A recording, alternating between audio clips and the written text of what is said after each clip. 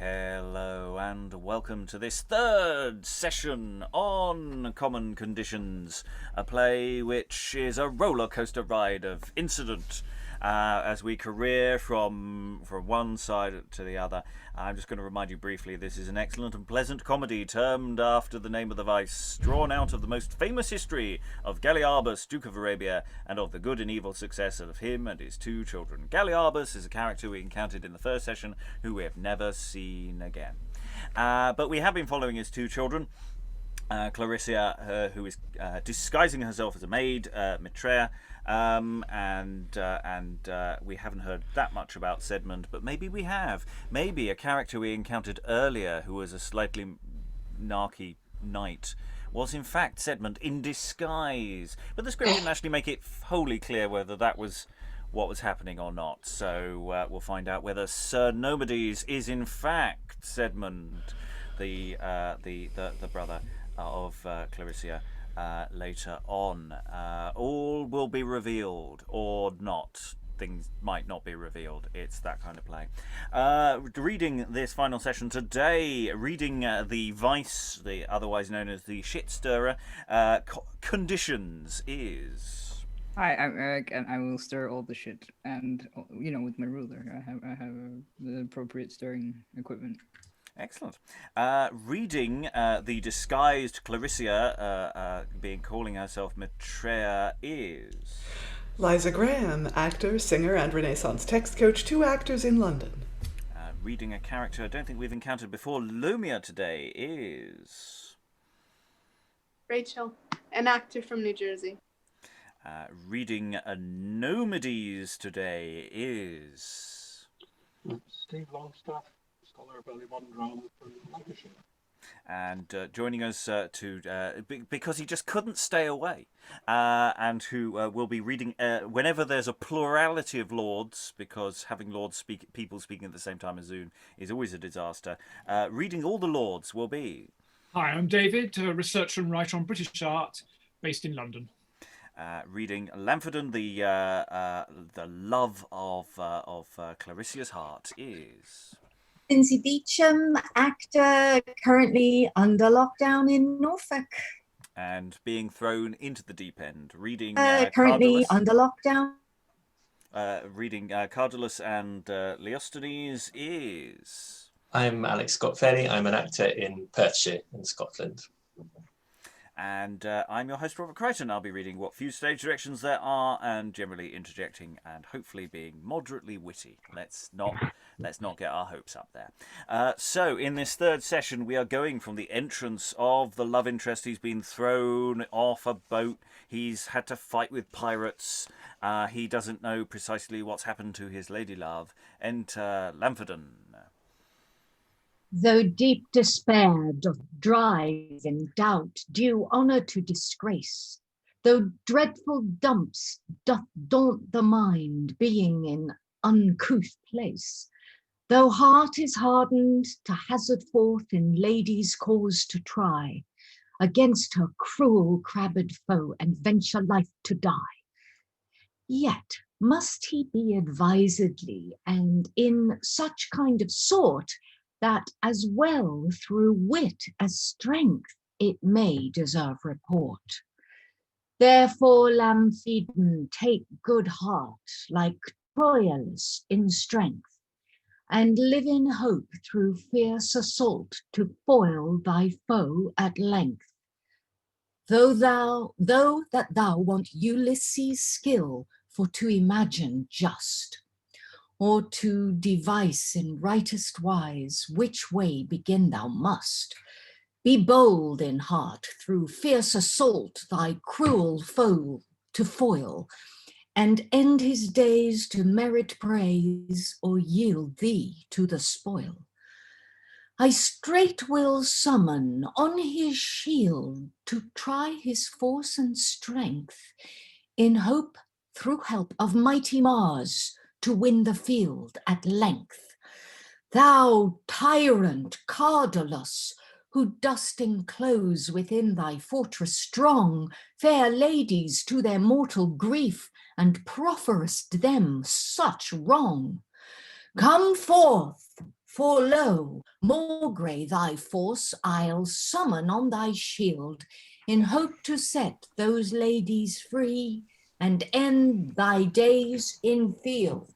Here entereth Cardolus. What vaunting varlet dares presume to try Cardolus' strength, who never dealt with none as yet, but foiled them all at length? Who dares alive presume to tread within Merophus' isle? Except he license crave of me, I'll cause him straight requile. What wight alive dares once presume to summon on my shield? Who dares presume for ladies' cause to try my strength in field? And yet, my thought I heard someone to summon on the same. Tush, Cardolus, he is fled for dread and hides his head for shame. No, Cardolus, think not, but I, who present here do stand, dare try thy strength with courage bold, and foil thee hand to hand. What? Thinkest thou that I not view thy warlike show, that thou dost make in field? Yes, yes, Cardolus, prepare thyself, if so thou thinkest best. For lo, to set those ladies free, behold, I here am pressed, and therefore yield them straight to me from out thy prison strong, or else prepare to try thy strength. I will no time prolong. Alas, poor wretch, what mean'st thou to trace from native soil, to end thy days by me, thy foe, within Merophus' isle? Thinkest you thyself meet-matched wretch to deal in fight with me? In faith, Princox, I doubt not, but soon thy courage could shall be. What, Cardolus, first let us try, and when that we have done, let him that doth subdue his so vaunt of the victory won. For why, the wight that reckoneth before that he obtain may chance to reckon twice, and then his reckoning is in vain. So thou to vaunt of victory before thou gain the same, mayest chance to have thy peacock's tail brought low unto thy shame. And therefore let us first begin, and when that we have done, let him triumph with victory that hath the conquest won. Say'st thou me so, Princox? With speed then defend thee.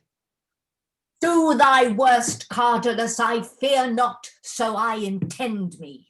Oh gods, for want of breath my might begins to fail. Then lustily Lamphedon thy foe to assail. Oh, stay, Sir Knight, end not through fight my days, but grant me grace. A wretch, I deny thee, for I intend to slay thee, or I from hence trace. Oh, stay thy hand, most worthy knight, and grant to me my life, and thou shalt see if in my hold there do remain thy wife. Nay, wretch, that shall me not suffice, for I will straight set free all ladies that within thy hold as yet remaining be, and yet besides I'll end thy days, ere I from hence do go. Oh, stay thy hand, most worthy knight, and work not my last woe. All that which appertains to me I fully yield to thee, if so thou wilt ostend thy grace and pardon grant to me. Well, I am persuaded in my mind thy pardon for to grant, although at first, ere we begin, a victory thou didst vaunt. Yet shall it be to this intent: thou yearly shalt resign for this Merophus isle, the which I may now keep as mine, 500 crowns yearly to pay at Pentecost the same, or else be sure the sum unpaid I'll end thy days with shame, and eke besides I'll set them free that in thy hold do rest. How sayest thou now? Do answer me as please thy fancy best. O worthy knight, I grant thereto the tribute for to pay, and live thy thrall at beck and call until my dying day.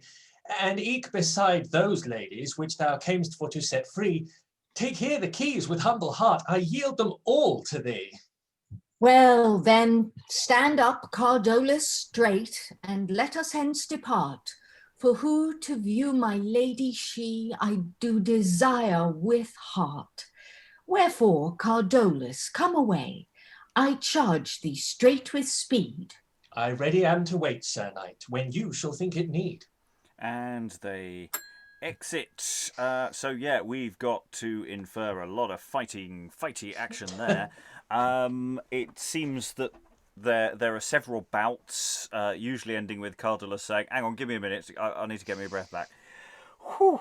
Yeah, we've got that sort of braggart figure, haven't we? Which is sort of going back a long old while, who is going to be beaten by the plucky, wiry youth figure kind of thing. And Cardolus is just going, yeah, no, oh, here's the keys. You can take any ladies you like. Which, it's quite sinister, actually.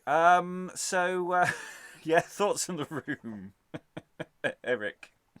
I was just going to say that the whole description of the castle with all the ladies in it just reminded me of the castle that Sir Galahad wanders into from Monty Python, which is a terrible analogy, but yeah.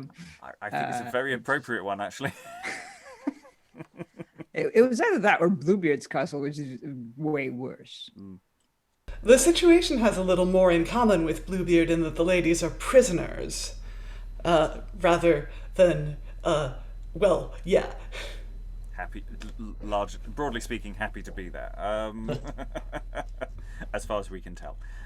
So we have this whole thing of there's someone, there's a shield, and there's those heraldry elements of we're going to lay down this challenge, and anyone who challenges me, la di da di da. And yeah, we get another exciting sword fight. It's only 2 scenes ago that he had an exciting sword fight, so we're having another exciting sword fight, of which I would wholly expect and demand that the actual moves are exactly the same. This one's a crowd pleaser, man. Singing pirates, sword fights, we've got it all. Especially if the 2 parts, if Cardolus was doubling as the same person as the master who got vanquished earlier, so it can literally just be the same fight. The question of, again, tone and how serious this is, it's fun, I'm going to go with at this stage. Other thoughts? It's coming straight into it cold. It did sort of come across quite sort of picaresque, kind of. In my head, for some reason, Cardolus is huge. It's kind of like a little John and Robin Hood thing. I don't know why that's in my head, but yeah, it sounded fun rather than anything else. So Oh, absolutely. I think that's that. You're tuning in very quickly. I mean, and Lamphedon has, my God, how many plosives did you have to get through in that first sentence? I mean, God, you're going to be popping a microphone every syllable.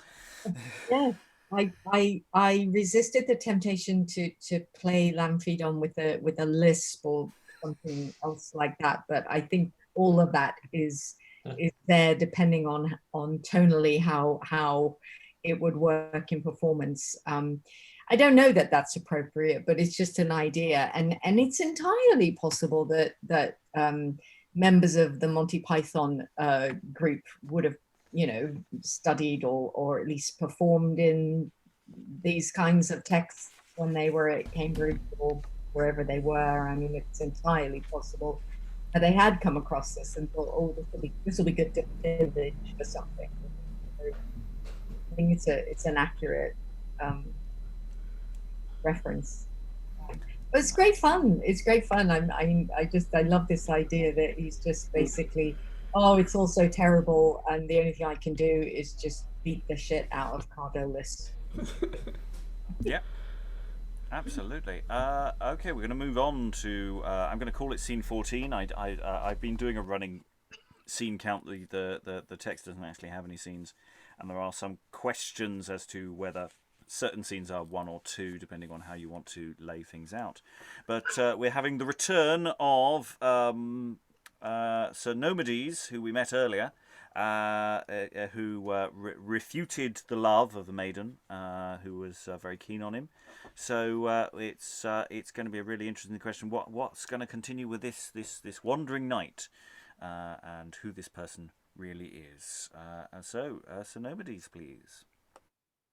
Ah, gods, what wight hath greater cause for to lament than I, that caused am to crave the thing that oft I did deny? What wight would sue unto his foe whom oft he did offend, or mercy crave at any time of cruel crabbed friend? Ah, Nomides, thou forced art to bow to Cupid, he whom thou before didst so abhor his captive thrall to be. Why did I spite, like richest knight, thy cunning state or force? Why did I eke this defame speak, just cause of no remorse? Ah, gods, am I become a lover now, or suitor for to be, who erst did force no wit for love, nor for Cupido he? Would gods, when first I viewed the side of Metrea, that dame whose comely favour it was that forced my heart to flame, I'd been viewing of the thing which man doth most detest, then should not woeful lovers' pains have broiled in my breast. Ah, Metrea, would gods my sore were in thy breast a grief, then would I nothing doubt but that in time to have relief. Why, Nomides, dost thou not know she is but a servant, she, and thou a knight, and valiant wight of famous stock to be? Why shouldst you aught despair herein, but bolden forth, my heart, sith that thou art constrained through force of blind Cupido's dart?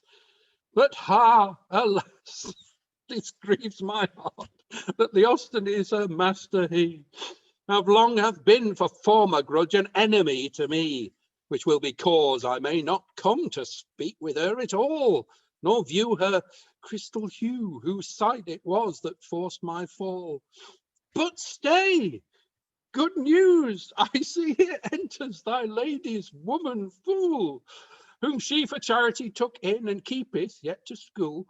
Now shall I know of simple soul where my sweet lady is, or send her letter if I please, and of her sight not miss. And the stage direction has here entereth Lomia the natural fool, a thing to discuss later on, distinctions which we've discussed many a time here, and which will, I'm sure, give us more to talk about later. But for the moment, entereth Lomia. Hey, deladding, that's a good boy. Thou shalt go with me as Sunday. Ha, bar lacking, I am a trim scholar, and a good wench indeed. My lady says, and I will learn well, and take heed. She will give me a trim velvet cap with a feather, to put on my head against cold weather, and my lady will make me a trim long coat down to the ground, and if any will marry me, she will give him 20 and 100 pound. My lady can dance, so she can, and I must learn too, else I shall never get me a husband, for all that ever I can do. And my lady can play Tedol in a pair of virgin holes, and I must learn every day too, as soon as I have fetten coals. My lady will be here anon, and we must walk together, if it hold up and do not rain, but be fair weather. That's a good baby, cry out then, and thou shalt have an apple anon. Now, hope to say I shall obtain the sight of lady dear, if for her sake some pains I take to stay her coming here. I'll fall in talk with this her fool till she approach in place, whereby I may more familiarly declare to her my case. How now, fair lady, whither pass you this way? Forsooth my lady her known self did. What did thy lady? Marry, give me leave to go play. Who is thy lady, and what is thy name? I am Lomia, and she my lady Metrea, that late hither came. How sayest thou, my lady Lomia, wilt thou change coats with me? No, think not you have a fool in hand, I warrant ye. Here, my cloak will become thee excellent and brave. Away, all none of your cloaks, I'll tell my lady you are a knave. I cannot on my lady's errand go, but you will be meddling with maids, whether they will or no. If thou werst no honester than I, thou wouldst play the knave, but I'll tell my lady on thee, so I will what thou wouldst have. Nay, Lomia, do not. I'll give thee a penny to buy thy baby clouts. A mock? Ah, you mock, so you do. You do but flouts. Gaffer a you mock, you will give us none at all. Here it is, Lomia, to buy thee a miniver cap or a caul. Oh God, is it good to eat gaffer? How say you? Taste it, Lomia. 'Tis some hard to digest, I tell you true. Oh God, I'll tell my lady she will be here by and by, that you give folks hard gear to eat to make them cry. Oh God, my lady, come to this hangman and beat him away. Here entereth, well, it says Metrea, but we know it's Clarisia in disguise. How now, my lady Lomia, how chance it you do stay? My lady, here's a hangman will not let maids alone, but gives folks hard gear to eat as hard as a bone. Did he, Lomia? We will put water in his porridge and cut his roast meat with a knife. But perchance he is enamoured of thee, he will have thee to his wife. I'll be none of his wife, my lady, he's a trim husband for you. See if those fools want discretion, yet their meaning are true.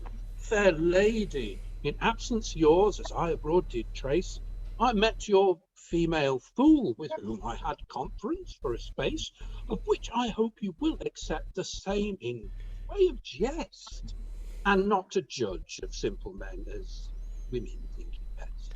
Though women, some there be that judge of men devoid of skill, there are sure thrice as many men that deem of women ill. And therefore, sure that argues not men do the worst they can, and women by your leave at times will do as ill as man. What though, Sir Knight, let's leave this talk. I am no pleader, I. Hear my talk, oh peerless day, and deem to reply. At your request, a while I'll stay your talk, Sir Knight, to hear. The hope, I that naught but true faith in me shall well appear. Lady, the wounded deer, whose tender breast is pressed with quarrel ground, and forced eke through fierce assault to yield to ravening hound, for spilling blood to issue out from tender breast apace, begins to trudge with triple steps before his foes in chase. The eager hound pursues amain, till deer his foam doth cast, in midst of way which plain the show he near hath run his last. The hound, whose nature is to know what state the deer is in, for to procure more fresh assault he straight doth there begin, and at the length he pulls him down, except he water take, which if he may, then is he sure the hounds will him forsake. So I, whose heart is cloven in twain through quarrel fiercely shot, that from my tender breast the blood like fountains droppeth hot, am fain, like deer, through greedy hound from her for to depart, by reason of the blinded boy that did me so subvert.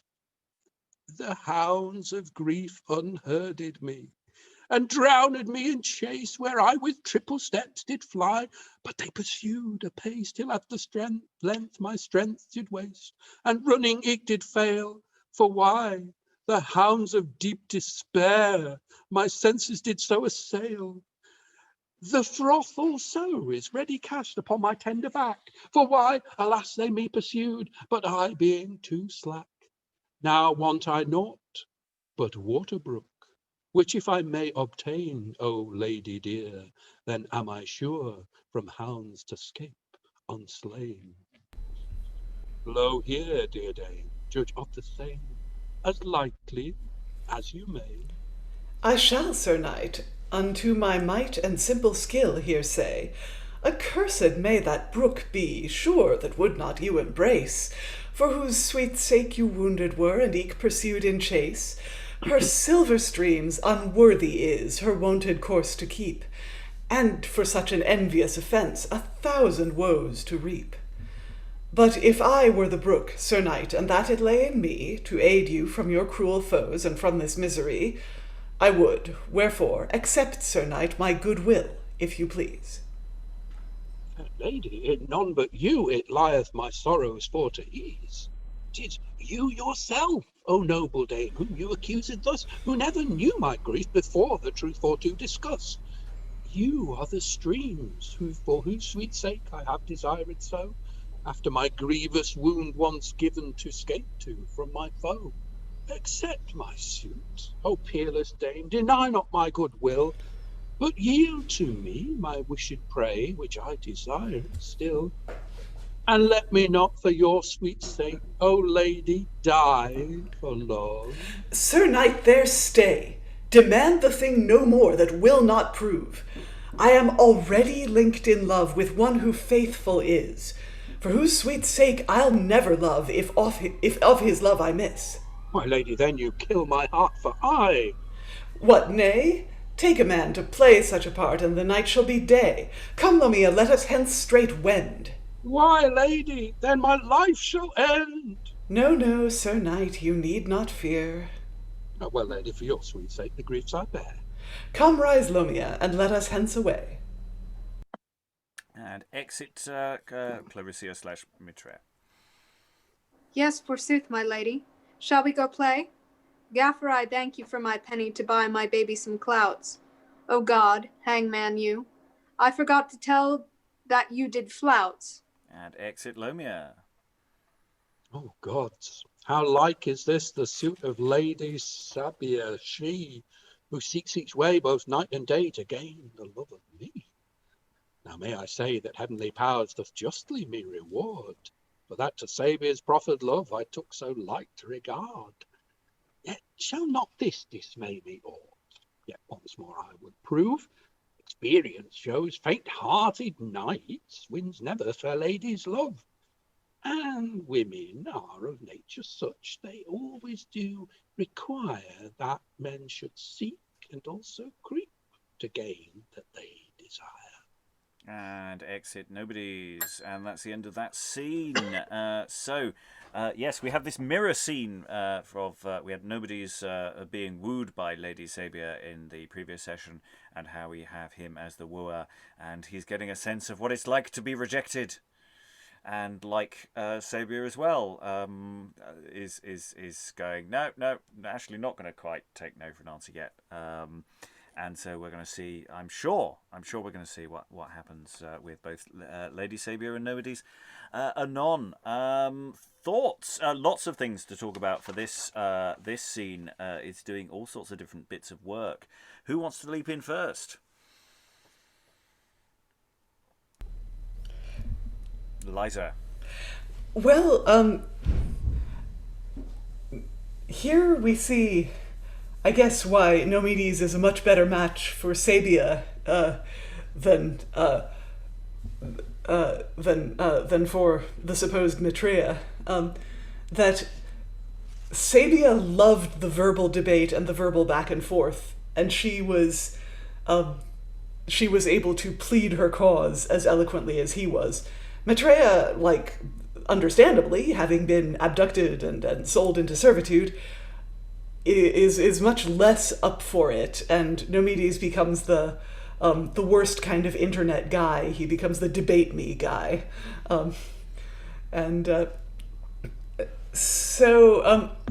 he starts off the same way Sabia did. Sabia used the metaphor of herself as a ship in a storm. Nomides was the harbor where she wanted to be safe. Nomides uses the metaphor of the hunted deer, where he hath taken a hurt and he can only be healed by this healing brook, and there's water in both metaphors. Whatever, the playwright is just showing off his awesome metaphorality, and Metrea does. She does what she can. She doesn't scorn him. She says, oh, you have my goodwill. But she very emphatically says, not my love, which is all she can say. And Nomides, like the worst kind of internet guy, immediately bewails how awful this is. Yes, why, lady, then my life shall end. And it's just, no, you're fine. Is the response, Rachel?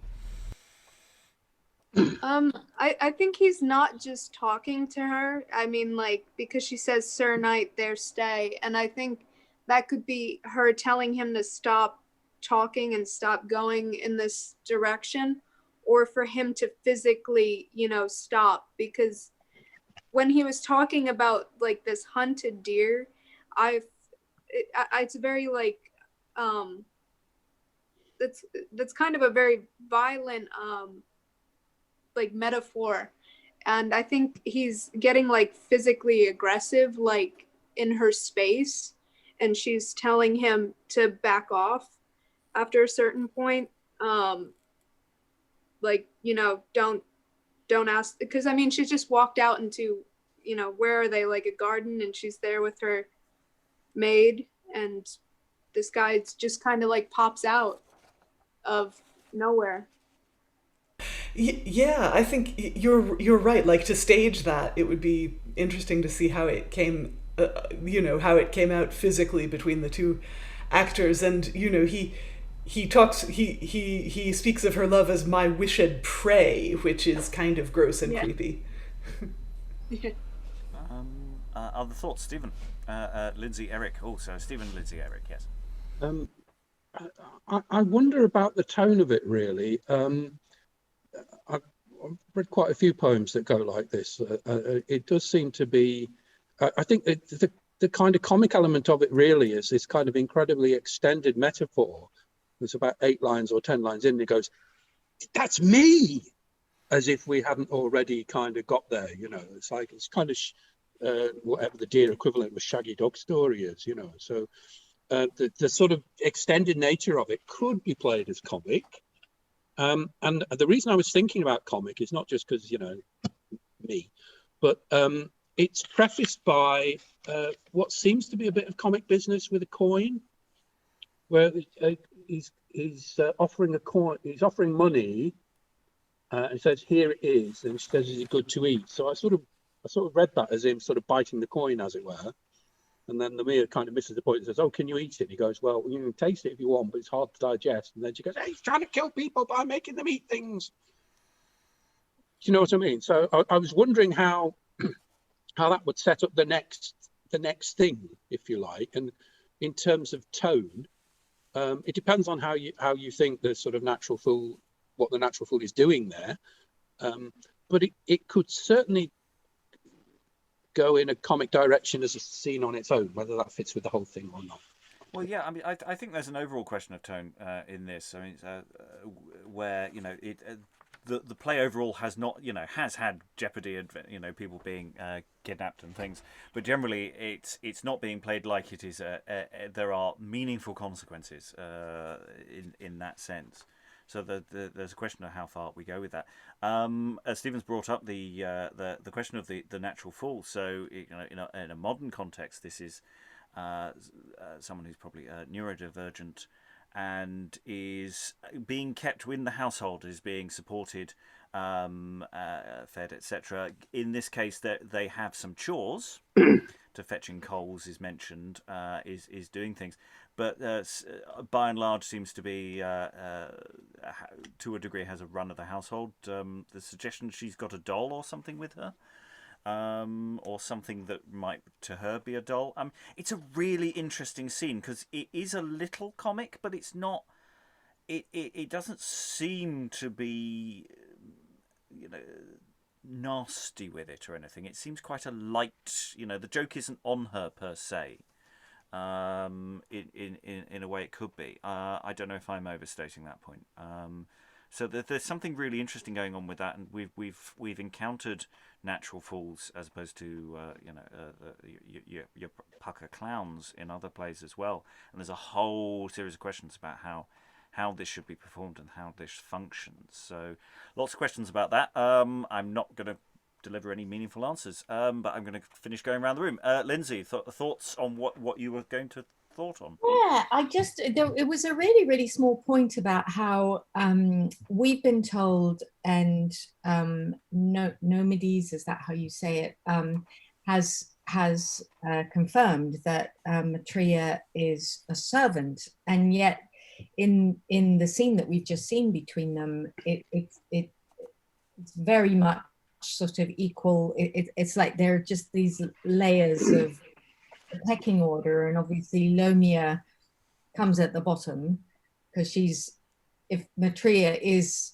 actually has been accepted as a servant in her disguise, then Lomia is the servant of the servant. And I just thought that was a bit unusual. And actually, I thought when I was listening to it, I thought, does Lomia have an actual baby? I mean, is she just that unknowing that she's had a baby? I mean, I don't know. I don't know.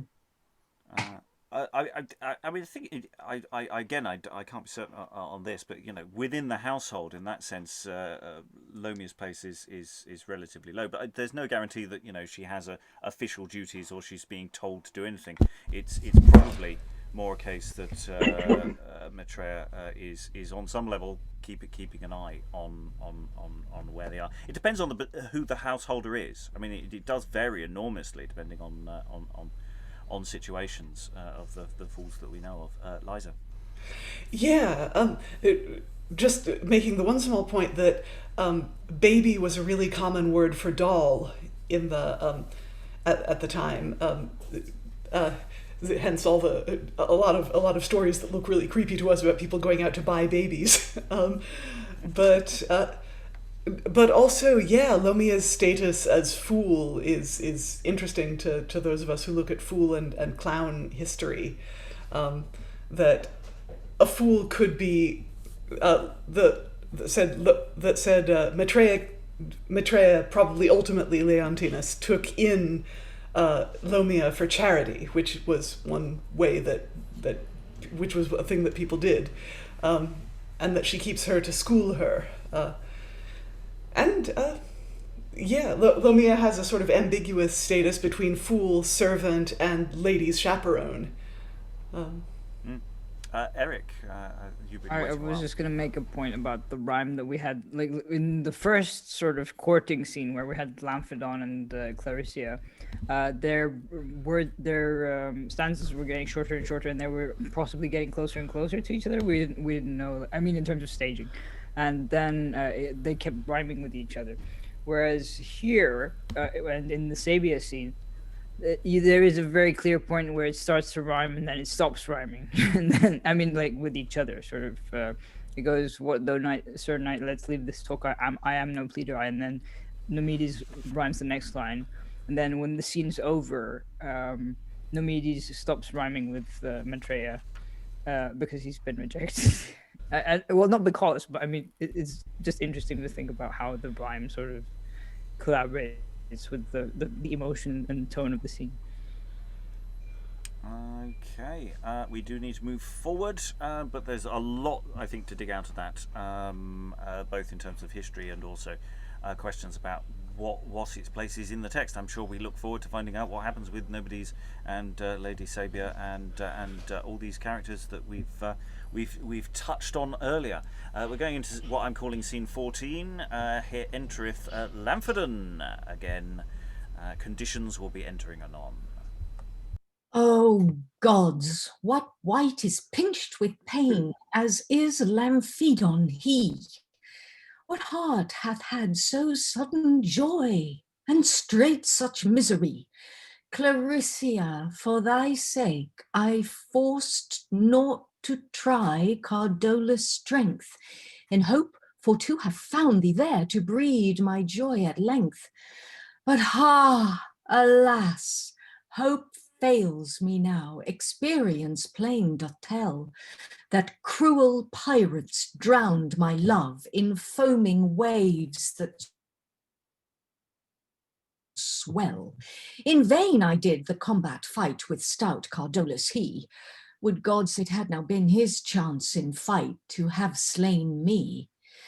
Not Tantalus in hell doth feel the torments which I taste, nor Sisyphus who rolls the stone and it rebounds in haste.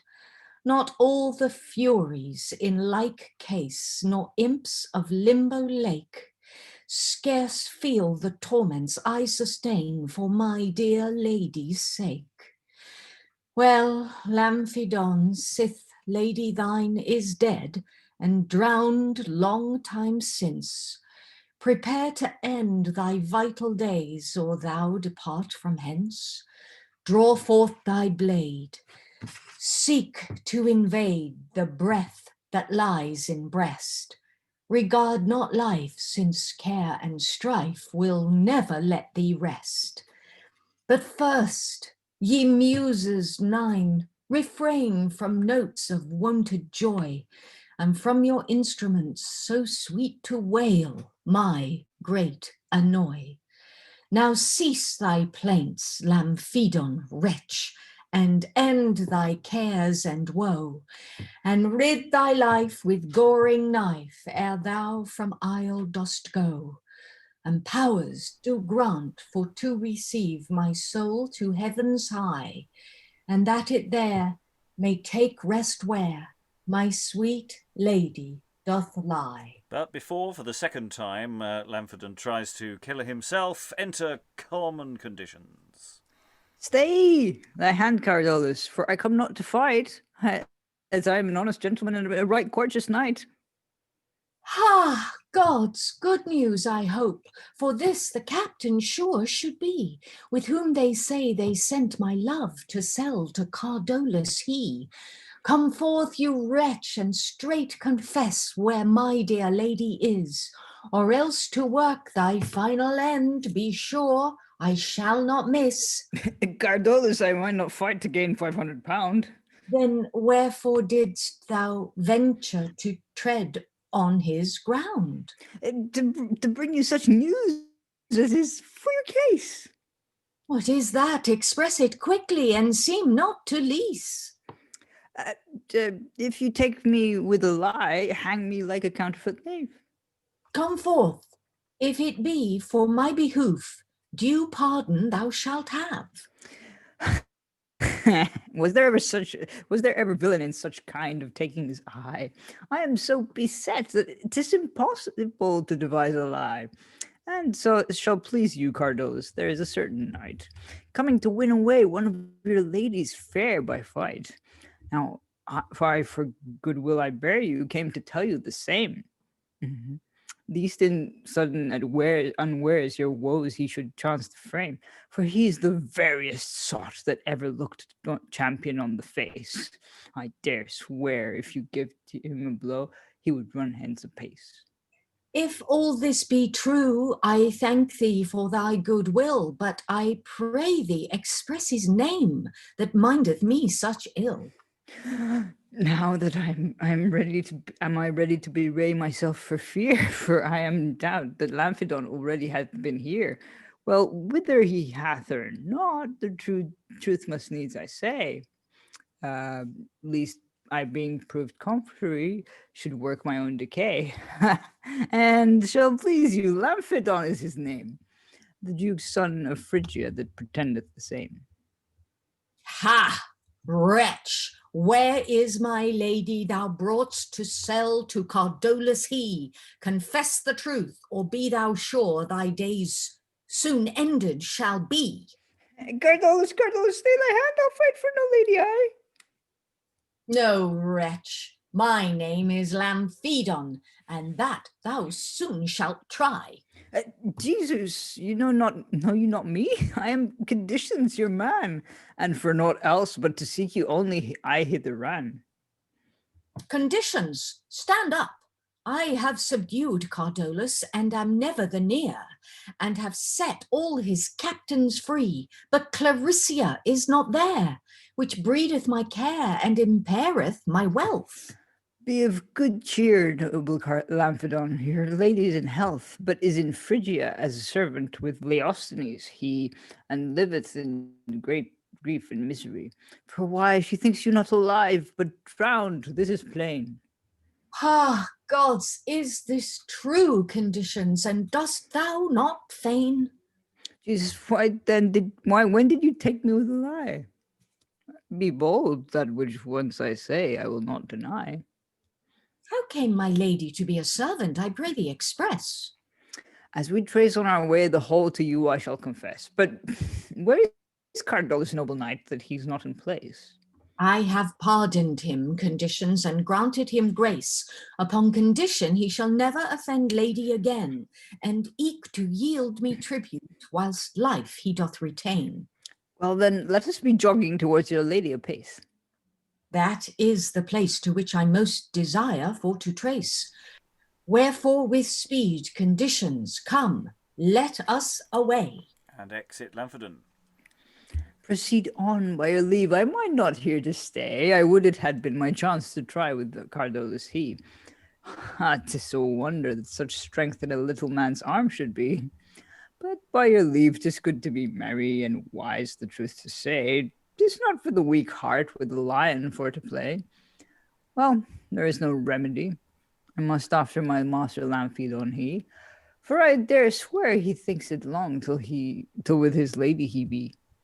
And exit conditions, having tried all sorts of interesting questions here, because conditions doesn't seem to recognize Lamphedon, I'm assuming. So I'm just wondering, has he stolen Cardolus' massive armor or something? And he's got a helmet on or something. And is conditions dressed as a sea captain still? Because he did get the captain's clothes.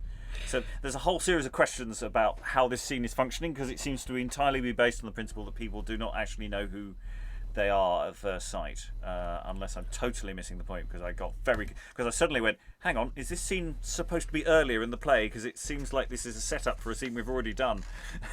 And then it wasn't. Thoughts from the room? Who wants to leap in? Rachael. I think Conditions was on his way to Cardolus to tell him this, to weave his whatever on him, and was just beaten to the punch by Lamphedon, and now he's catching him on the way back, and he's like, oh, gotta cover my butt about this lie I was telling. And then also the Lamphedon's bringing up all this all the sea imagery again, and just the Odysseus connection that I think the playwright's going for with him is shown it's is rearing its face again. Yeah, Liza. Yeah, I mean, about the recognition thing, the Odysseus metaphor is a really, really good idea, and I'll have to think about that some more. But yeah, I mean, if Lamphedon is in Cardolus armor, and when conditions comes on, if he lowers his visor, that's maybe that explains why conditions doesn't recognize him. What's or feigns not to recognize him? You never know with conditions. Could be feigning. Always feigns. But what's perplexing to me is that Lamphedon recognizes conditions as the pirate captain, but not as conditions. Yeah. So. When he says, "I am conditions, your man," Lamphedon, he doesn't actually call him out for being the pirate captain. Yeah, because he did get chucked overboard. They did chuck him in the sea. It's true. I guess he only saw him but he recognized. Arg! Anyway. Ah, yes, we've reached that point of the evening. I was waiting for these threads to start not coming together. I enjoy these things. Yeah, it's full of, this play is full of these sort of details where you're going, maybe you shouldn't think about them too hard. Maybe these things have to happen really quickly, because if you start thinking about them, I think we've all been to see films where you enjoy them, and then on the way you're going, no, hang on, none of that made any sense. And it's the skill of the entertainer to make sure the audience doesn't have time to think about what they're actually watching. Alex. Were you waving or just? Yes, I was. Sorry, I muted myself. It's interesting as well. Obviously, coming into this a long way through, because I was confused by that, and I had the same reaction that you did, kind of thinking, "Well, this sounds like a scene that's a preface to a scene that's already been." What original practice would have done in terms of doubling? Like, from personal experience watching small cast plays, you've got. Sometimes my head explodes when there's one character pretending to be another character, but that character's already played someone else. And like how that would have been made clear in the narrative, because it sort of reminds me at points of the Arcadia, where you've got those characters dressed up as other characters with about 3 names each, and I hated studying the Arcadia because I could never keep track of who was who in it. And I guess it must have been very clearly semaphored in performance. I don't know, or maybe they just weren't as fussy and just sort of accepted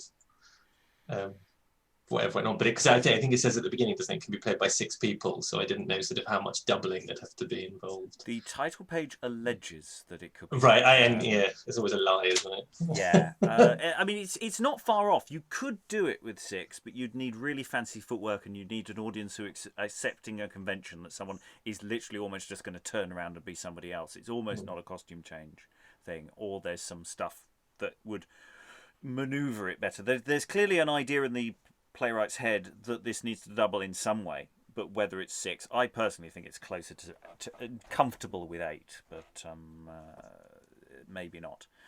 Rachael.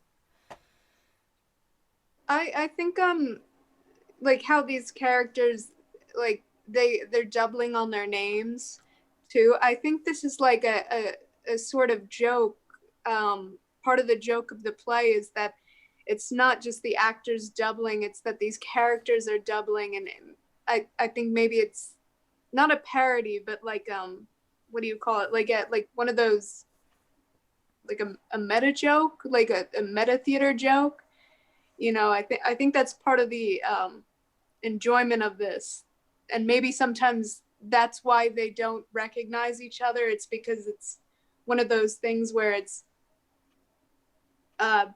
like how when people come out and the audience gets confused between somebody doubling, it's just them doubling, even though the 2 characters are different, but here the characters are the same. So it's just another layer of a little bit of confusion, but also another bit of comedy, because it's like how, like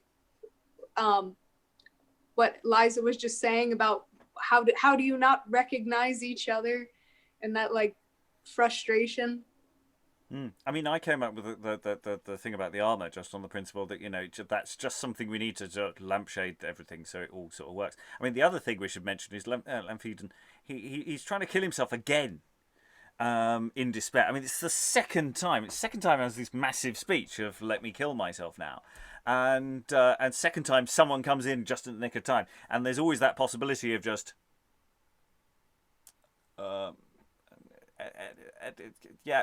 I'll just say the cue line again, kind of moment, and that playfulness. I mean, it's all potentially there, and trying to make an absolute judgment call on what the tone and the layers that this play is actually playing, rather than what we may want it to be playing, or how we would be playing it. Eric. I'm just wondering how this scene is staged, because, like, you know, there's Conditions and Lamphedon are talking to each other, and then Conditions actually says that Lamphedon is this idiot, basically, who is like this sot. I can't remember what the word was. Like he says it to his face, and then Lamphedon just goes, "Okay, stand up. I have, you know, I've subdued Cardolus, and you know, I'm looking for my wife. So now what?" He doesn't even go like, "What have you been saying about me?" He just sort of trusts him all over again. I understand that we kind of have to like let it do its thing, but it's also like maybe they deserve the fate that they're condemned to, kind of. Yeah. Also, maybe I was amused maybe that's by... how he recognises Conditions. Rachael just put in the chat, you know, every time Condition walks on, it just insults Lamphedon. Maybe that's just how he realises it's Conditions. Ah, I'm being insulted by someone for no readily apparent reason. Maybe. Also, I was interested by like sort of how Conditions dodges the question. He just sort of goes, "Oh yeah, I'll tell you later," and of course he's not going to tell him later, is he? Yeah, I'll tell you later. I'll explain later. There's a line we see in so much genre television. I should point out that all of the points, Eric, you've been making have not actually registered with anyone. Nobody's been listening because they're all watching the cat. I know. So, I mean, they're very good points, but no. They are very good points. Milo's convinced. Yeah, so therefore it's true. On which note we do need to move forward in the text. So, we encounter a character we've heard of, but I don't think we've actually met yet, Leostines. I'm calling it scene 15. Other numbering systems are available. With Clarisia disguised as Metrea. So, enter Leostines and Metrea. Lady Metrea, and servant eke, attentive be with speed. For why to rest thy faithful friend, behold, I have decreed. Sith that the powers have lent to me none here for to enjoy, my lordship great, when sisters three shall breed my last annoy, and sith in such strange kind of sort thou happenedest to me, thou shalt from this time forth, dear dame, no more a servant be, but I will take thee as my own and only daughter dear, for that I see virginity in thee doth still appear. And when that death shall end my days, and I to ground am thrown, for virtues that in you we see, receive even as thine own, my lands and lordships every deal. But if the powers grant life, we will do what there lieth in us, to spouse thee as a wife, unto some knight of famous stock, and so prefer thy state, in matching me with such a one as shall thee not forsake. Lo, here, dear dame, accept me still even as thy only sire, and when you want, ask what thou wilt, thou shalt have thy desire.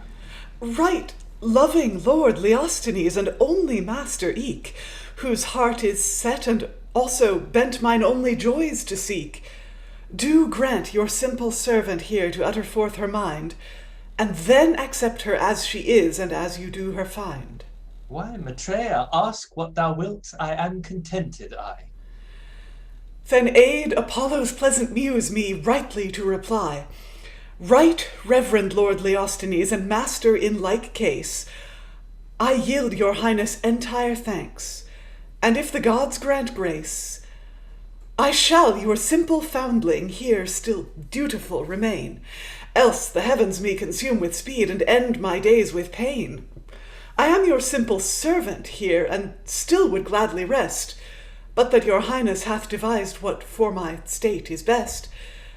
Yet have I one thing to demand, O worthy lord, of thee, which if I may obtain, I doubt in happy state to be. Why, what is that, my Metrea? Do straight express the same. 'Tis all my whole desire, my lord, to gain a virgin's name. Why, Metrea, what should you so desire to live in such a solemn sort, and through your single life in time to gain some misreport? Why should you eke disdain the state of wedlock in this case, or seem for to abuse the law of Juno's noble grace?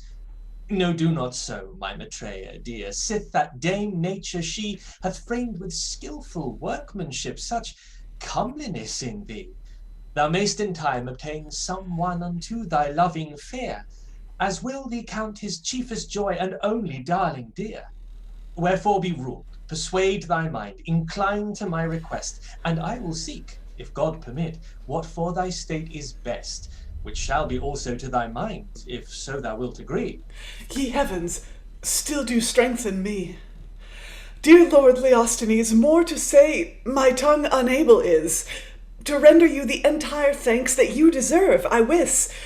Yet hope I that your honour will consider as you find, since that my tongue unable is to utter as I mind.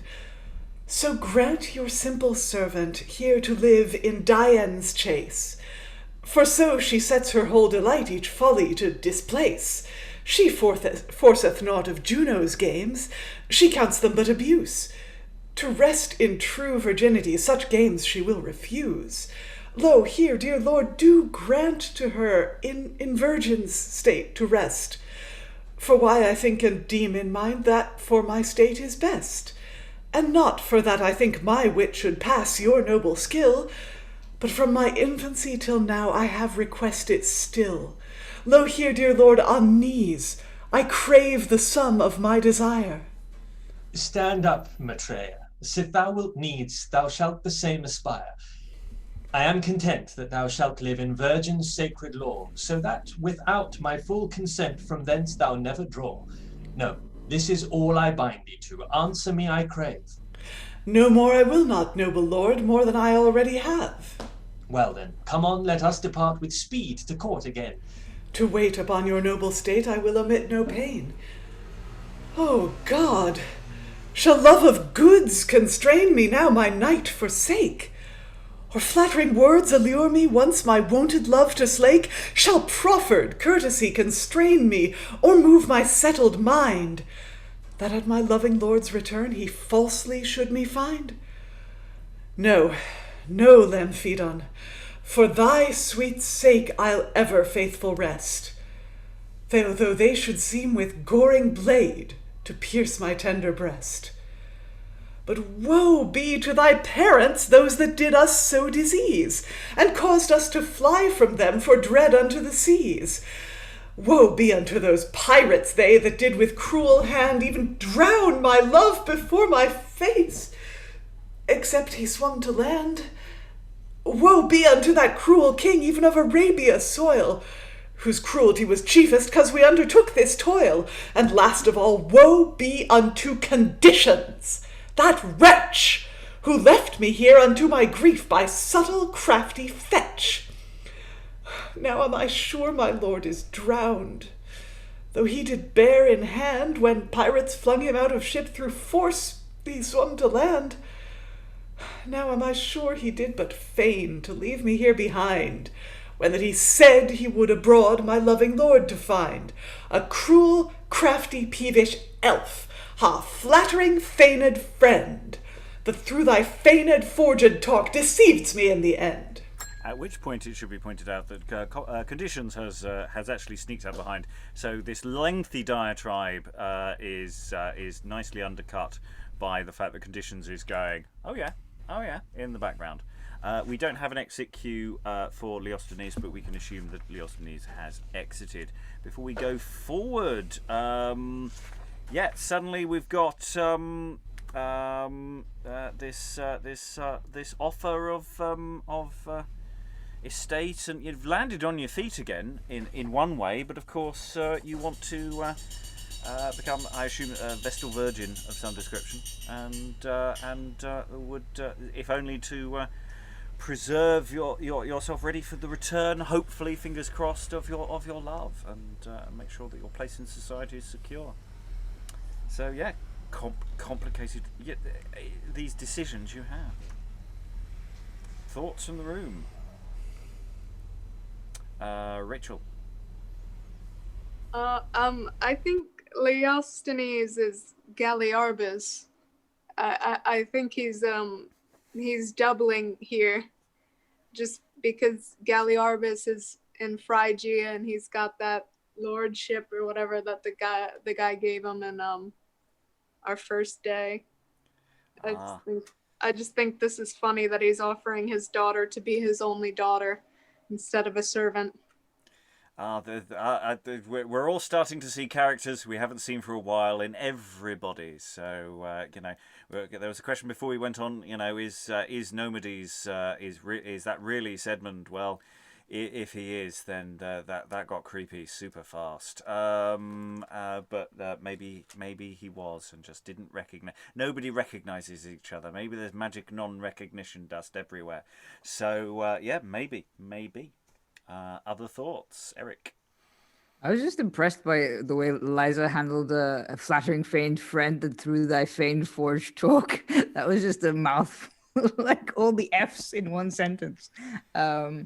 And yeah, it was just funny, sort of Leostines doing the whole, oh yes, I know, I tell me what you want, and then, but like, I know what is best for you. Yeah, the question in my mind is, why doesn't she just tell him that she's married, or she thinks she's still married, but her husband is lost, and he might be dead, but he might not? Plot. I mean, she has nothing to be ashamed of. Why doesn't she just tell him? Well, Conditions told her not to reveal her identity, so maybe that's part of the identity that she kind of associates with Clarisia rather than Metrea. Maybe. I mean, Leostines does have some interesting lines. I have to say, for that I see virginity in thee doth still appear. That's not creepy at all. He offers to make her his heir, presumably conditional on the fact that she is a virgin and he can marry her off. But I think my read of that scene is that she declines the heirship and just says, look, let me just be your ward or something. Yeah. Okay, we're still mid-scene because, say, we've just been insulting conditions at length. Conditions now makes themselves known to Clarisia. Jesus, madam, why make such lamentation for the loss of me? Oh, I am as the turtle that hath lost her mate, and more, if worse may be. Why, lady, you have no such cause for it to complain. Yes, Conditions, for all thou saidst, I see thou didst but feign. Nay, lady, that thou shall you prove contrary yourself by and by. Lamphedon come forth incontinent to disprove a lie.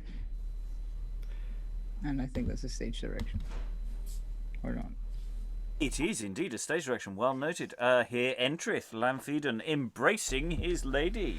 Lamphedon! Ah, gods, thrice welcome unto me! And thrice as welcome, noble dame, unto Lamphedon he, who long hath wailed with pensiveness the want of thee, my dear. But now he doth rejoice in heart that he hath found thee here. Ah, my dear lady, for thy sake I hazard did my life, and did subdue Cardolus he, with battering blows so rife, in hope for to have found thee there.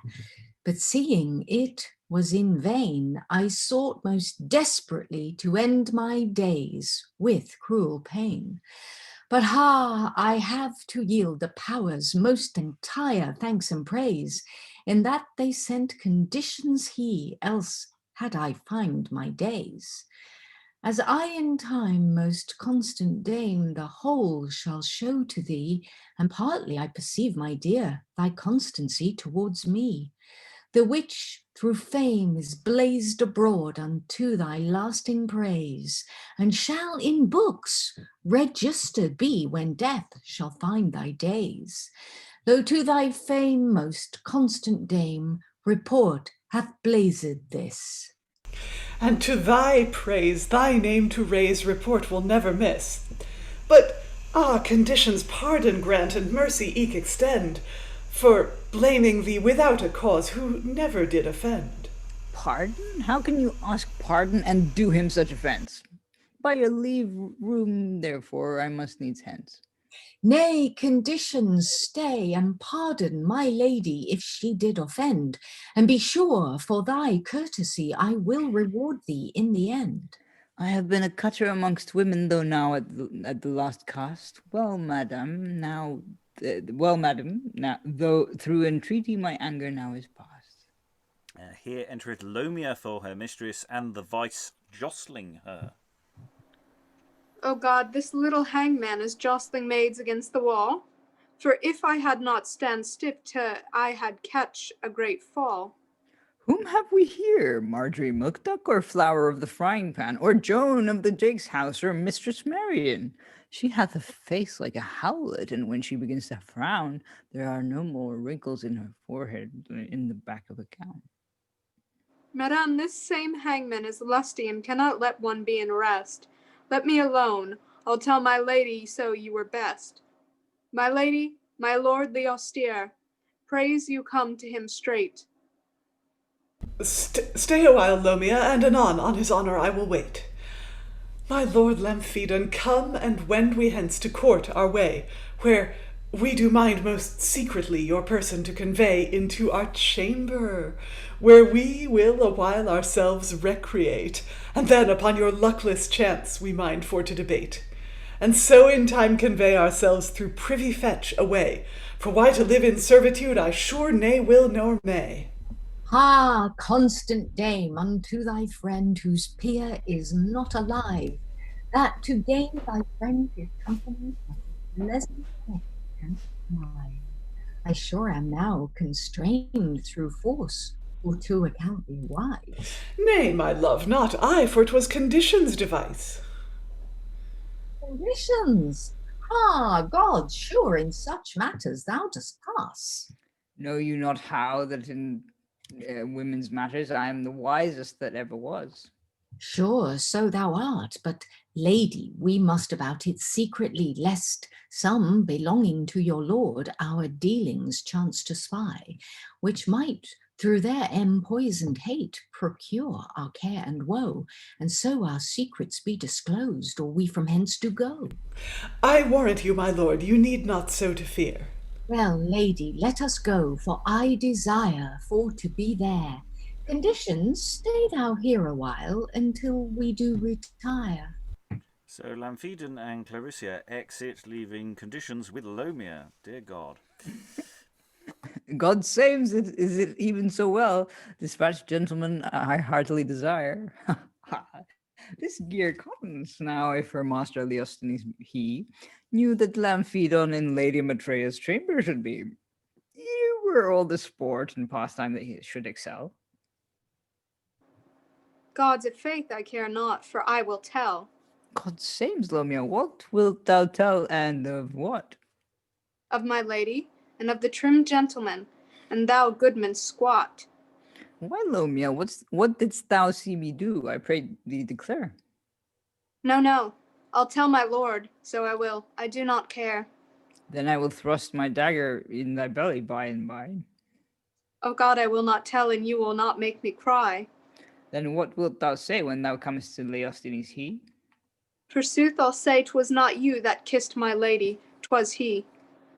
God saves thou wilt thou so. Let me hear thee say if so, if thou dare. No, I want not say so. I'll say my lady did not spare, but kissed you both first, and then you kissed her again. When I come there, I will not tell of you twain. Wilt thou? Then will I kill thee, and that out of hand. I won not say my lady led a man to her chamber by the hand. In faith, this gear is of a mad kind of stay. that I were able to fly from hence away. The fool will utter all to Leostines that she hath heard or seen.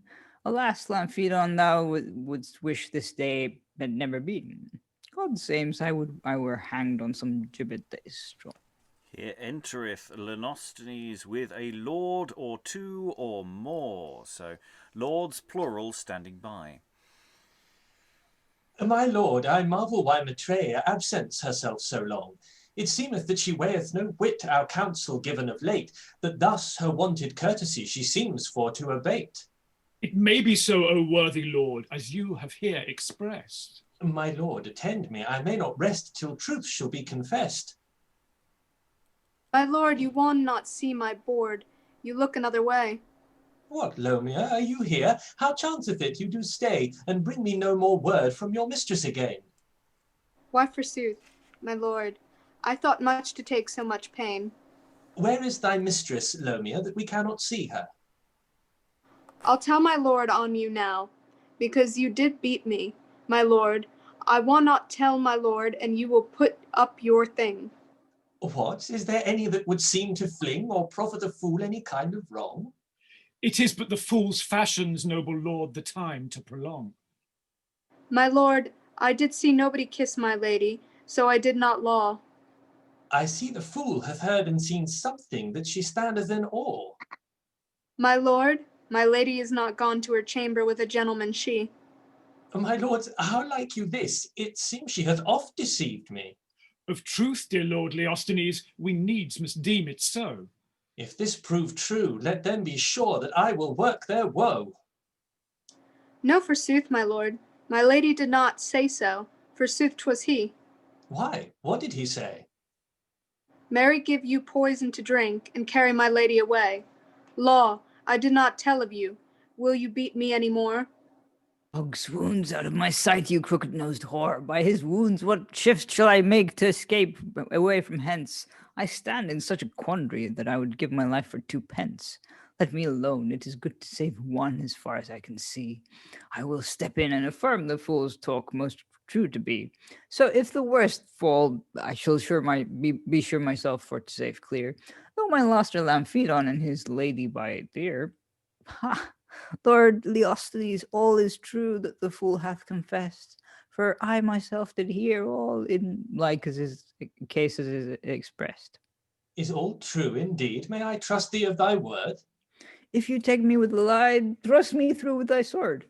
If all be true indeed, and if thou dost not feign, be sure for thy courtesy we will reward thee with gain. But what is thy name, I pray thee, confess? Gravity, noble lord, the truth to express. Gravity, thou art welcome to our court to remain. Ha, I am the ancientest gentleman that ever you did entertain. Come on, my lords, with me, with gravity and the fool in like case, for we intend most secretly to her closet door for to trace, to see if it be true the which they have confessed. To wait on your honour, we all are here pressed. And they exit. Conditions left behind, I'm assuming. But maybe not. This may be a time gap. Well, let's find out what's happening with conditions in this speech. Ha! My good master Lamphedon and Clarisia in like sort. Fortune hath not permitted that longer time you twain should sport. Would it not grieve you, wives, to see your husbands come from the seas, and cannot have half a night's lodging? But every man must him disease. But disease or disease not, if I were in his case. At the first I would even to the bed, and upon her apace. For it is my use, if I be abed with a woman, I take no care, until all the constables in the town at my bedside are. Soft, they are coming. Alas, good lovers, you are at a mad stay. For why, Leostines, he doth intend to work your dictate. The best is not for me to stay there coming into place. Least I be taken with a lie, which would my doings deface. By your leave, no more a sailor will I be, but straight I will disguise myself. To both parties you shall see. So off goes conditions to get changed, and in a sense, it's not the end of the scene either. It's a sort of linking scene. Everybody walks off, he remains on, he exits as everyone else is coming on. But I'm still going to call what we're doing next scene 16. Okay, that went suddenly really dark. I mean, some of that's really, really, really dodgy. I mean, some of it's quite nice. It's quite nice when Lamphedon turns up and Clarisia says, "Hey, shall we catch up?" Which seems perfectly reasonable. But then we have all this conditions scaring Lomia into saying indiscreet things. The some things he's saying are just really, really horrible, and constantly conditions saying, you know, oh, would I were hanged. If you take me in alive, thrust me through with your sword. Would somebody take him up on the offer? So, yeah. Thoughts from the room about this sequence, Liza, and then Eric. Well, again, we have the we have the drama problem of, you know, would it be better or worse if Lomia were just honest with Leostines about what had happened? And Conditions has a motive to lie because he's Conditions, and also because he always wants to turn the situation to his own greatest advantage. But Lomia, I mean, presumably Conditions is holding her at dagger point through the whole scene. But Lomia doesn't have a motive to say that they were going to try and poison Leostines. Like, she doesn't have a motive to lie about that. I mean, maybe Conditions is holding her at dagger point and whispering in her ear to prompt her there. But it kind of baffles me why she would join him in that plot. I wonder if there's a fear thing. I don't even think he needs to reiterate the threat too much, you know, with literal dagger there. Well, she says, pray you put up your thing, you know. She says, I'll tell my lord on you now because you did beat me. And then presumably he draws his dagger, and then she says, my lord, I will not tell my lord if you will put up your... Yeah, but it could be from a distance. It could just be doing a bit of that sort of action. But also, I wonder if there's an element that she's just befuddled, that she's just saying things, you know, and she doesn't know what she's supposed to be saying anymore, and so there's an interesting sort of mess about how it all comes out. So I'm wondering there, Stephen. Sorry, I meant to go to Eric first. Eric, then Stephen. I was just wondering about the line "out of my sight, you crooked Minotaur." Is that like addressed to Lomia, or is that like because that sounds like sort of an aside, but also sort of like it might be to the audience as well. So because like by his wounds, what shrift shall I make to escape? Blah blah blah is very sort of to himself. It sounds like. Yeah, Yeah. that first line seems to be an aside to Lomia, and then the rest is to the audience until talking to Leostines. So yeah, there's a sort of complex chain of asides and who is addressing who. Stephen, muted at present. I was getting big Baldric vibes off that. It sort of came over a little bit like where, Blackadder spends 5 minutes instructing Baldric that I have not gone to the room with your lady. And it just repeats this. That's the kind of gag there, sort of, my lady has not gone to a chamber with a gentleman, and then there's that sort of strange twist with the poison. But again, tonally, it seems really all over the place, doesn't it? I suspect it was easier then than it is now for this kind of business to be working, but it still feels very, very tricky to work with. Well, Baldric is a natural. Yeah. So the idea is at court, that people would feed these lines knowing what the natural would make out of it, and then everyone could have a good laugh. It's kind of the equivalent of, the 4-year-old at a family party who says things they shouldn't. It was that kind of licensed transgression, but it's still funny. Alex. It's slightly a flippant comment, but picking up on what Stephen had said with Baldric, it reminded me most of Tubbs and Edward from League of Gentlemen, that we didn't burn him thing, where she's just blurted out the one thing she absolutely shouldn't have said and manages to give away a whole load of other details as well that may or may not have happened. That sort of like pairing of the sort of the scheming figure and the total sort of, like, I guess Tubbs now is a slightly problematic character because she's probably sort of neurodivergent and all sorts of other things. But that's what it reminded me of, that sort of dynamic. But master and servant who doesn't quite get it is extremely old, isn't it? And so maybe it's picking up on that at that point, giving the instruction to somebody who just doesn't get it for one reason or another. It goes way back. Yeah, I mean, we got things like that in Res Publica, and where they're trying to explain what names they're supposed to have, and they keep forgetting, and all the vices just going round, but on a slightly more extreme edge. Other thoughts before we do what looks to be the final scene? How's it all going to be resolved, Rachael? I was just gonna say, when condition says, "So if the worst fall, I shall be sure myself for to save clear," and then he introduces himself as gravity, like he's somebody that pulls other people down, but never falls down himself and gets hurt from it. So I think maybe there's a little play on that. Just seemed interesting to me that he gets weirder and weirder every time he introduces himself to people as these stranger and stranger things. Yeah, whatever he thinks he can get away with, and frequently does.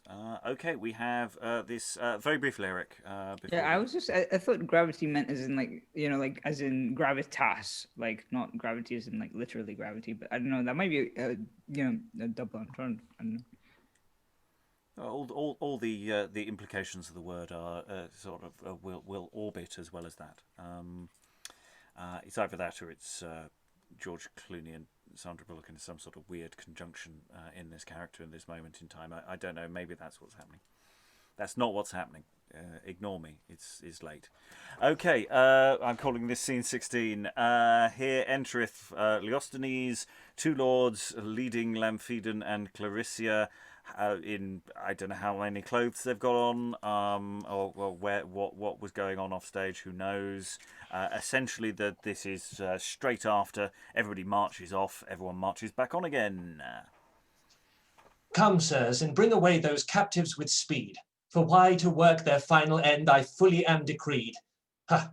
Wretchless dame, that thus would seem for to abuse thy state, to feed thy filthy fond desire in such a kind of rate, did I imagine day and night thee highly to exalt, and couldst thou seem thus feignedly on both sides for to halt? Is this thy virgin state, thou wretch, which so thou didst desire? Is this thy holy sacred life, which oft thou didst require? Oh, careless dame, assure thyself without any further pause, thou shalt with this thy lover here, according to our laws, sustain the doom, the which you meant for to bestow on me. That is, for your accursed crime you both shall poisoned be. And that the same be straight brought in my lords, I give you charge, straight to depart unto our court, and to express at large to gravity, and will him straight to depart to our physician, and bring from thence the strongest poison that is of many a one. Wherefore, my lords incontinent, make all the haste you may. Your highness will, O noble lord, your servants shall obey. Dispatch, my lords, for till they come we shall abide them here. And caitiff, well assure thyself, thou shalt abide this dear. Oh, heavens, how cruelly deal you with us in changing our estate. How can you see the innocent to die in such a rate? Ah, my dear lady, must thou sustain the doom of death for me? Must thou, for no offence at all, through rancour poisoned be? Must thou, O lady, end thy days in sight of me, thy friend? Nay, first, ye mighty powers above, vouchsafe my life to end. Let not my careful eyes, alas, in open wise remain, until they see her, dear gods, thus end her days through pain. O noble lord, on bended knees, her life of thee I crave. Let me alone sustain the death which sought the same to have. Save her poor life to end all strife, thy mercy do extend. Seem for to stay, make not away that which never did offend. 'Tis I alone, O noble lord, that hath deserved the death. Ah, hold your peace, my loving lord, in vain you waste your breath. Seem not to crave thy death alone, my careful life to save. Sith thou must die, most glad am I the self-same death to have. O noble lord Leostines, and master in like case, vouchsafe to take some pity here, and grant to us some grace. Save here the life of man and wife, who never thought amiss towards your state, O worthy lord, assure yourself of this. Although that fool doth seem to feign with that parasite also, seem not upon their forged talk to end our days with woe, but grant unto thy servants just due pardon, noble lord. Leave off thy suit, in vain thou seekest to have me to accord. But that which you by law deserve, you surely both shall have. Wherefore refrain, seem not again of me the like to crave, but do prepare incontinent, and yield yourselves to die. Then gods vouchsafe for to receive our souls to heaven high. Here entereth conditions alone with a covered goblet. The gods preserve your state and send your honor long to live. Your obedient servant hath brought here the poison which you mind to give unto Lamphedon and Lady Metrea she. If it please you, the doctor says it is the strongest that can devised be. Give it me. Lamphedon, I charge thee to drink first the same. If that it is but vain resistance for to frame, then, my dear lady, here is to thee, in way of our last weeping, the powers vouchsafe that in the heavens we may have joyful meeting. Ah, my dear lord, since needs thou must, thy love shall follow straight. Dispatch, I say, make no delay, for long we may not wait. Ah, my dear lady, then here is to thee, though loathsome that it be. Taste of the same, for straight I'll frame, my lord, to follow thee. Ah, heavens, what loathsome thing is this that broileth in my breast? Ye powers, receive my spirit, I crave. Let corpse take his due rest. How, my dear parents, now adieu, and eke each faithful friend, Lamphedon he, with his lady she, their youthful days must end. Farewell, ye nobles all, farewell, each martial knight, with whom within my father's court I often did delight. And last of all, farewell, my dear, and faithful lady true, whose heaps of grief I do lament, and loathsome state eke rue. And now, farewell, with last adieu. Ah, my dear lord, incontinent I mind thee to pursue. Well, lady, now prepare yourself of the like sauce to taste. Seem not for to lament so long the time away to waste. Wherefore dispatch, take the cup in hand, and drink you of the same. Woe be to thee, Leostines, that wrongfully hath sought our deaths to frame. Well, well, dispatch, and make an end, for time begins to fade. Lo, Leostines, thou shalt not say I go about thee to persuade. Oh, stay thy hand, my Metrea dear, and I will save thy life. Oh, in faith, Sir Knight, you come too late to gain her as your wife. Enter epilogue. Time is pictured forth to view all bare and bold behind, with sickle in his hand to cut when it doth please his mind. With that his sickle all are cut, and all thing brought to end. So we are now by time cut off from farther time to spend. So time saith to us, cease now here, your audience much ye wrong, if farther now to weary them the time ye do prolong. Wherefore we render humble thanks for this your courtesy, and for your quiet patience we thank you heartily. Offence we trust we have none made, but if aught have scaped amiss we pardon ask, and will amend when we know what it is. As duty binds for our dread Queen Elizabeth, let us pray that God will still defend her grace and be her staff and stay. Now and always, Lord, her defend her from foes, her grace, Lord, shield, and send her Nestor's years to reign in peace, her realm to yield. Her counsel, Lord, likewise, preserve the preachers in like case, the commons eke, the rich and poor. God, Lord, send us all thy grace.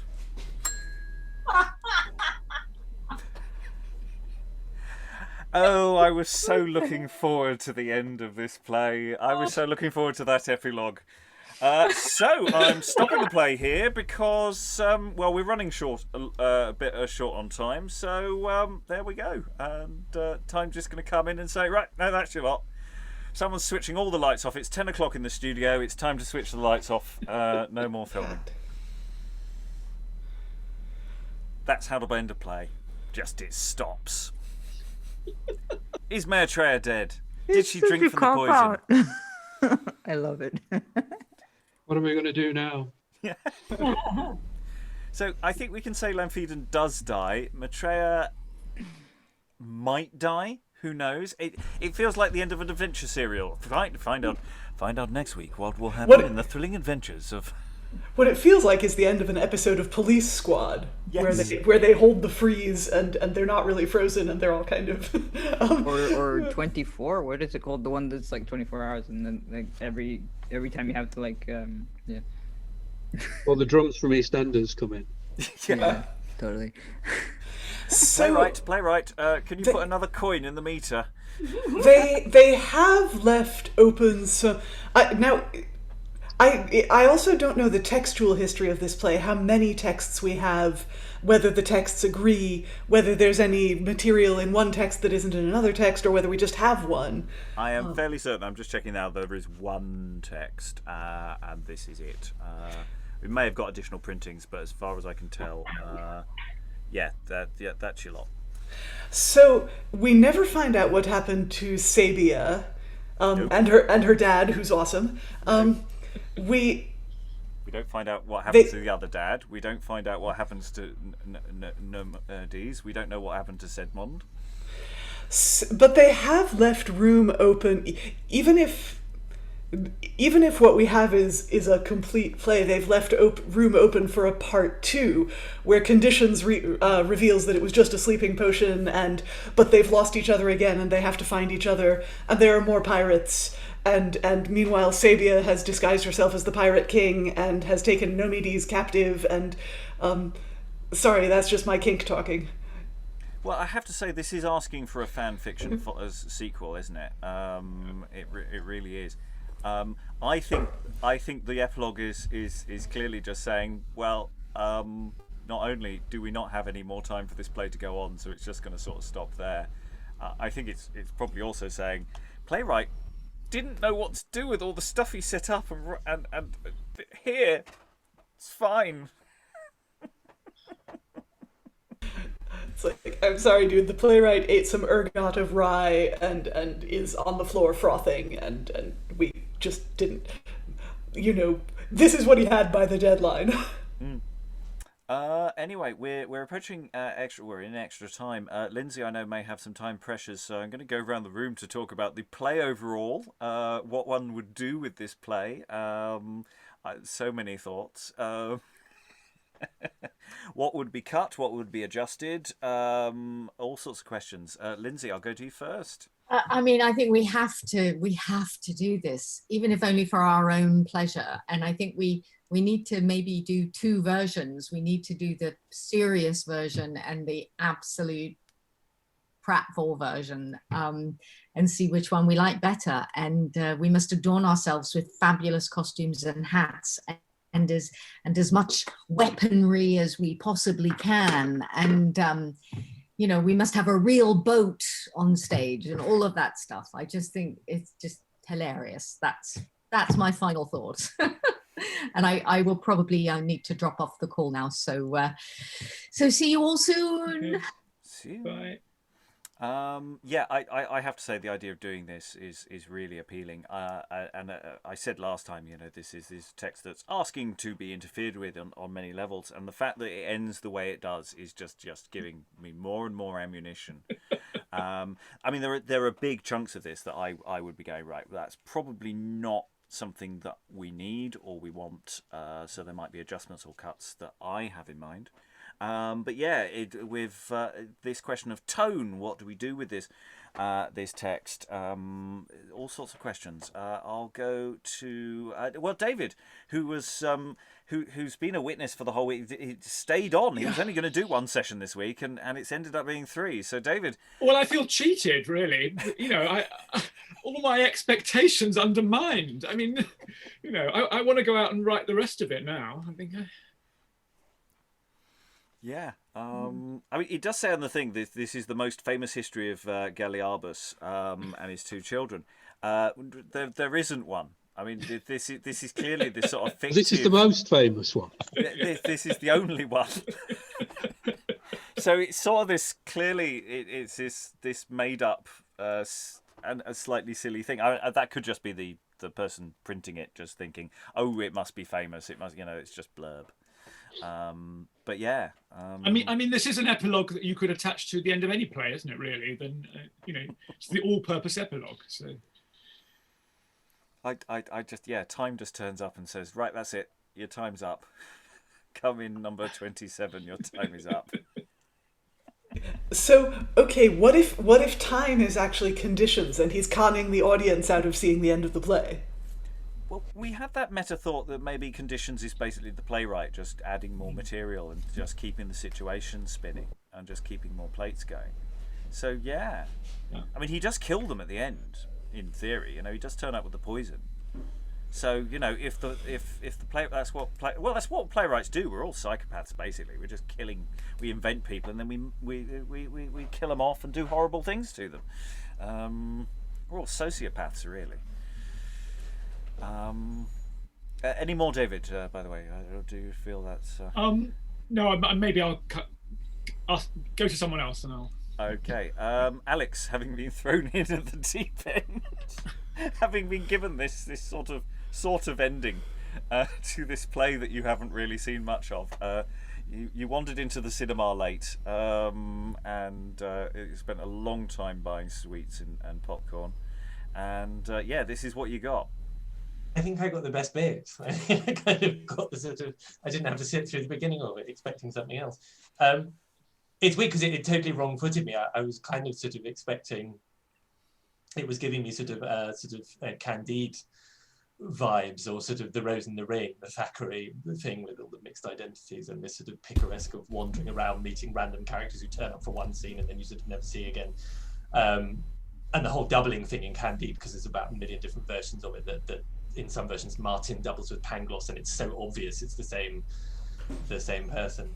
But then I was getting very strong Blackadder vibes, because I think Stephen brought up from Leostines, who sort of, there was Stephen Fry in my head, that he seems to sort of vacillate between kind of going, I'm telling you what you want, that's not what you want this, oh you want that, oh that's fine, okay fine, now I'm really cross with you, because it does the sort of vacillation between sort of different moves. And I love the rug pull at the end, and it brought me back to sort of the whole Monty Python thing with the Holy Grail movie, which just sort of fizzles out because they don't know what to do with it, and it just degenerates into that weird meta thing of having knifed the historian and the whole thing being shut down.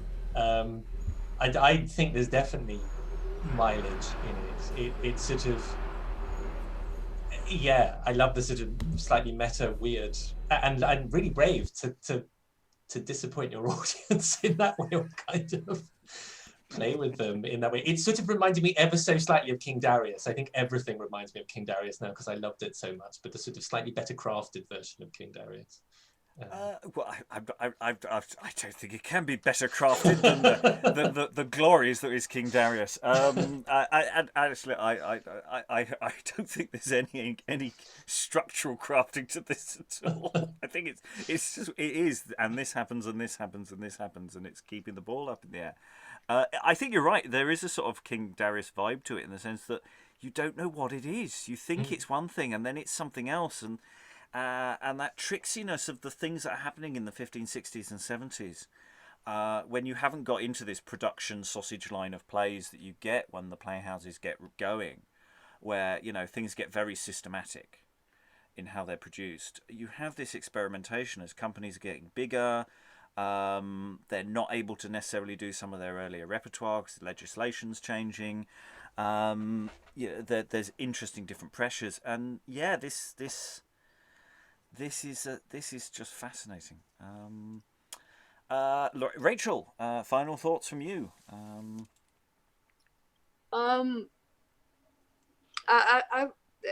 It's kind of just like what you said, that it started out as one thing, and I thought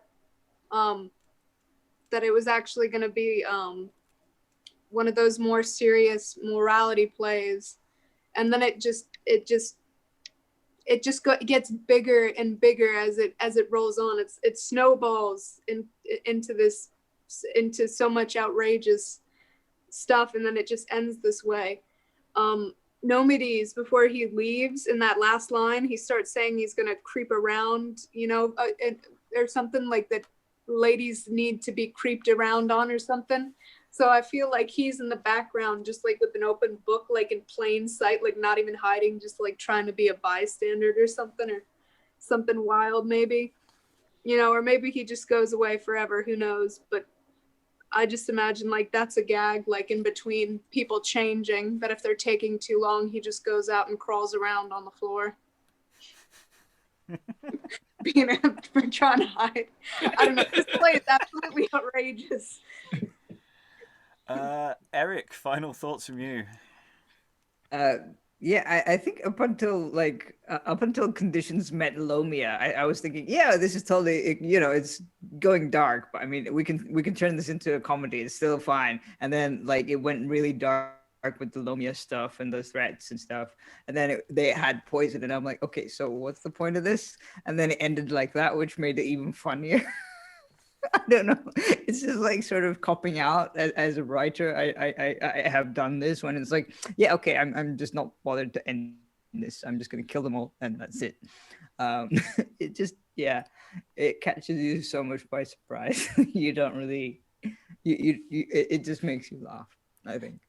Because it could so easily end happily. All that happens, the lovers return, are reunited, and play ends. I mean, the Lord comes over and goes, "Oh, well done. I'll give you all my stuff anyway." Maybe the playwright just hated life or something. I don't know. It was just like, the language is so much more sophisticated. We've had all these threads of repeated metaphors, and everybody's been saying that common conditions is going to be hung at the end or hanged at the end because it's mentioned again and again, and it just comes to nothing. Are you hanging? Yeah, it's that Chekhov's gun. It leaves thing. us hanging. It's determined not to use that gun, because it keeps bringing it up. Rachael, did you want to jump back in again? Yeah, and I think Lamphedon said at some part that he would be drowned, and some people said they would be hanged or drowned, and nobody's gotten hanged or drowned. Except with poison. Liza. I've got to go soon, so can I give my final thought? My final thought, which I beg you to take seriously, and I may indeed write a scholarly article for some journal or other about this, is bring back Montagos. The comedy Italian Spaniard. Yeah, but he says he has enough cunning to make people fall in love, and I have faith that he could solve this. Yeah. Sort of romantic Sherlock at the end. That's absolutely what he is. He's the world's greatest romance detective, and he appreciates that you have noticed this. I love you guys, and I gotta leave, but I'll see you again next week, or possibly Rob. Let me know if any vacancies come up. I'll be standing by. Cool, excellent. Well, ta-ta. See you soon. I think there is a really important question to be asked about some of these separate bits of material. We've got these hanging ends, and do we keep them in or do we take them somewhere else? I have to say that the whole thing with Sabia and Nomides feels like that could be used in a show about this kind of debating about love style thing, and maybe actually doesn't quite fit here with the tone. And the question about Lomia is really important about, by presenting her as a natural fool, you really change the stakes about what's going on in those scenes in a way that really doesn't work with the tone. If that's just a comedy idiot, then that's sort of fine. But by the way it places it in the household, it makes it just suddenly everything feel a lot more uncomfortable. I don't care about everyone dying at the end because that can be hilarious if that's what we're going for. So there's all sorts of really interesting questions about some of the material. It's also a reasonably long play, and for a comedy, I always like to keep the pace, keep the timing down a little bit. So there's lots of interesting questions there. Stephen, I haven't gone to you for final thoughts. I read the first one, missed yesterday. I was utterly perplexed. And I spent most of the time thinking, where are three pirates when you need them? In terms of doing it, I think more could be made of common conditions. I think the vice figure could be seen to be pulling the strings a little bit more. But you'd have to. I was going to say mess the play up, but it's a mess already, isn't it? Yeah, I mean that's the invitation. So I don't know if anyone saw this. I can't remember. It was about 5 years ago. The Sam Wanamaker did Milton's Comus, which is about a half hour long, I think, and it's a sort of very serious mythological mask text. And they couldn't think what the hell to do with it except to situate it in a context of people having to put on amateur theatricals. So you had all of this sort of fluff around it, show that goes wrong fluff, effectively. And then there were quite a few sort of gags in Comus as well, because they couldn't work out what the hell to do with it. And I think what we've got here is a series of self-contained turns. And I think if you could set it up so that it literally is six people, and they're doing that Tommy Cooper thing of taking the next hat out of the box and just doing that. I think you could make it a kind of meta entertainment. I mean, I think the sort of the three tinkers and the three pirates, presumably, just feels so much like, okay, we've just got people who can do pirate, so let's have a pirate bit, and that would be the way you would frame it. Otherwise, otherwise it's just all over the place. I think, this kind of, we've got this big setup, and then they just take the poison and that's it. Bang, they're dead. And the epilogue comes on. Yeah, so it works as kind of inept dramaturgy, if you like, and bits of it work straight. But if you're doing it now, either you would cherry pick, or perhaps you could make something out of the vice figure and make them a much more ambivalent, nasty, comic, and powerful force, and use that as your sort of through line. Maybe. Yeah, the nature of that vice is very odd. I mean, I have to say I haven't quite had the handle on that and the shtick that they're doing. But a vice dealing with a natural as well. That's quite an innovation. We've got songs, we've got fight scenes, we've got several fight scenes. There's lots of action that which could be elaborated on. I think that we were talking that this would actually make quite a good musical. It'd make not the bad basis of a panto. I think the adventure angle. I think there is humour. There's a lot of humour that could be played with. I am usually resistant to going too far down the playing it up thing, but I think there is possibly a way to balance it. It's that meta-ness of it all that is invited, and how we choose the material that we do and how it works. So you might sort of situate it as a kind of stage reading in tandem with something, perhaps. I mean, I was talking about those very random scenes that sort of bookend each other with Sabia and Nomides as part of that kind of one of our live shows that we would record and do some history and some background around. The rest of the play, I would just throw everything at it. I think it needs all the kitchen sink. Singing kitchen sink. Absolutely, a singing kitchen sink, and three of them, and swords and things, and in the same way, in a way that this could make a really fun entertainment, and I think the seeds are all there. You just have to lean into the weirdness of bits of it, and just say, we don't know why this happened either. It's the story, people. Anything final, because we are very into extra time. Eric. I was just going to say that Common Conditions seems like the guy who's like sort of in the company, just like, oh yes, I'll just wait 1 moment, I will go change costume and I'll be right back. And then it's sort of very like company and the dress up box kind of thing. That's how I feel about him. Yeah, because he's, that's one of the things vices can do, is pretend to be other people and have lots of different parts. And that's, again, quite a 1560s, 70s thing. I'm thinking of a few other plays where you've got vices who effectively go off and change, and they do a turn every time they return, as, do you like my new costume, Panto Dame style? So, there are other texts doing similar things.